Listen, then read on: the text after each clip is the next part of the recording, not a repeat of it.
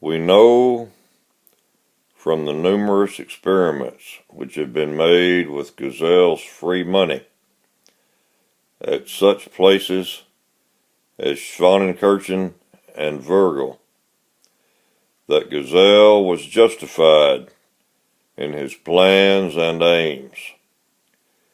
It may be said with certainty that Gesell would have inaugurated an era of justice and freedom in the midst of the hatred, bitterness, and despair of post-war Europe. Gesell stands out as the one determined, sincere, and experienced leader who would have brought about a deep and abiding change in affairs. However, instead of his plans being put into effect, the economic chaos caused by the war took its usual course.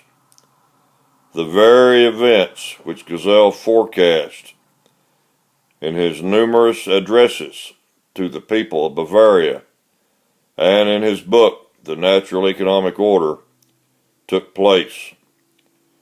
Germany and other countries continued to travel the road of wild inflation.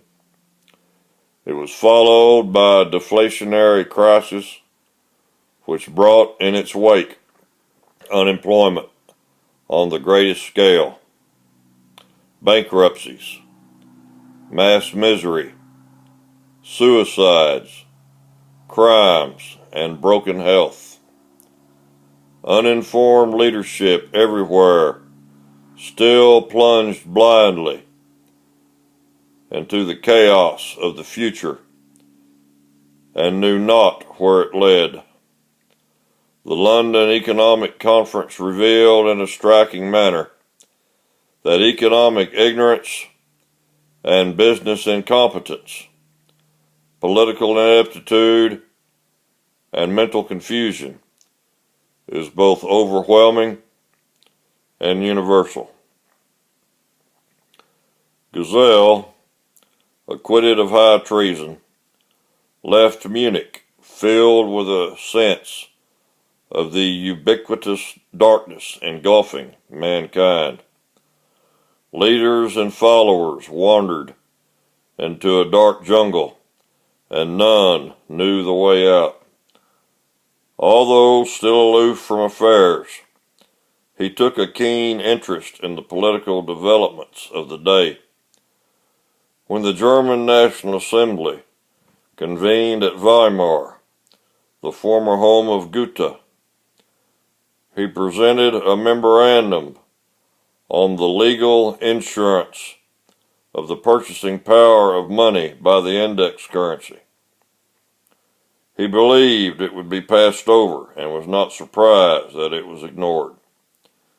People did not see then that years of depression and crisis would make them far more ready for some economic sanity.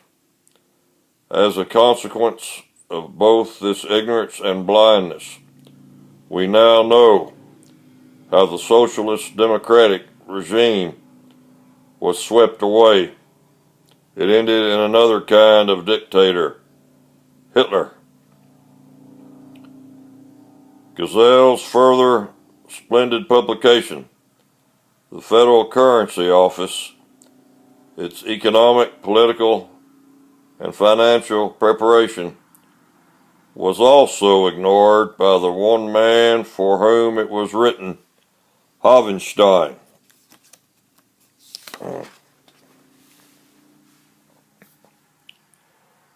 Then president of the German Reichsbank. Hovenstein, in conjunction with the Socialist Minister of Finance, sponsored the infamous German inflation, which succeeded in ruining what little economic welfare the war had left.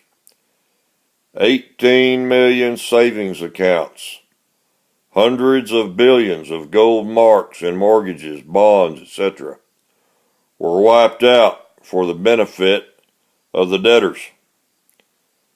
The argument of these experts, and who has not heard similar arguments, was that the rising price level demanded the issue of more money to allow the people to pay the higher prices.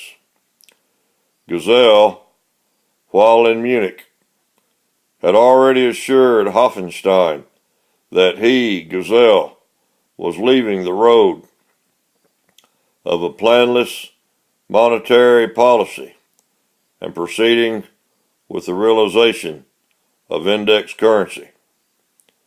To this, Hoffenstein had replied, "I warn against experiments," and straightway proceeded to make the most stupendous money experiment of the ages.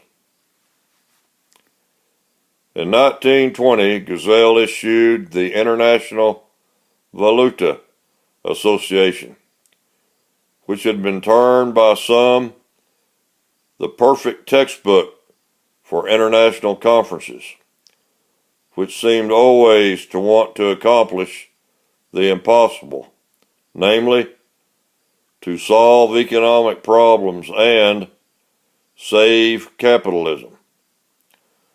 Realizing that the enthusiasm for the League of Nations was misconceived, and that the Treaty of Versailles was a document filled with dangers and economic follies, he wrote in 1921 the proposals for the reformations of the League of Nations and the revised Treaty of Versailles.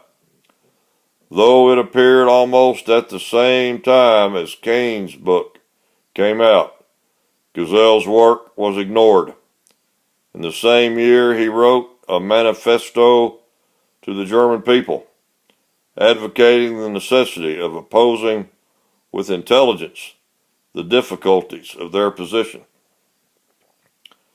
In 1922 appeared two memoranda, addressed particularly to working men and labor unions. They were called Memoranda to the Labor Unions for Use and Action. One dealt with currency, foreign rates of exchange, and reparations. The second challenged the Marxists and made a comparison between Karl Marx's and Gesell's ideas on capital.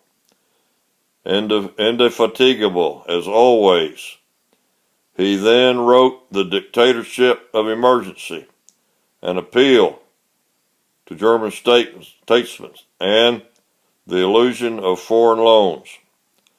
Latterly, he wrote a delightful travesty and fantasy called The Amazed Marxist, which dealt with the adventures of 500 immigrants upon an island. In 1923, Gesell wrote The Armament of the Proletariat, in which he advocated not the taking up of arms, but the obtaining of economic knowledge and the weapons of liberation, free land and free money. When Spengler's Massive Decline of the West came out, Gesell was asked to compose an answer to it, and he wrote The Rise of the Occident.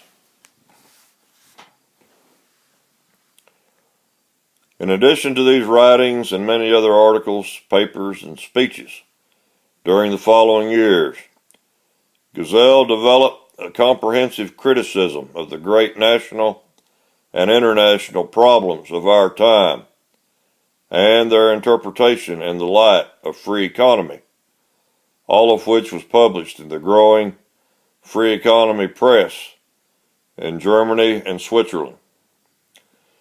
It is worthwhile observing that Gesell, soon after the war, pointed out that any reduction of the war debts would ultimately have to be borne by the American taxpayers, who had financed a great part of the war of the Allies against Germany. No American president would dare to burden his people with this debt. Gesell saw that the war debt could only be liquidated in the unfoldment of production by means of a concerted currency policy and the removal of trade barriers after opening the home markets to insatiability by gradually raising interest walls with an uninterrupted production of wealth. Free land and free money, he reiterated, are the golden keys to the mystery of national and world problems. Ignorance is still, 4 years after his death, the most prevalent force in the world, and both leaders and followers are ignorant. On March 11th, 1930, Gesell, who had enjoyed perfect health during the whole of his life, died suddenly of pneumonia at Aden, near Berlin, on the eve of his 69th birthday. He was survived by his wife and 4 children, who, together with hundreds of thousands of adherents to his ideas and to the movement which sprang out of his ideas and has spread all over the world, mourned his loss.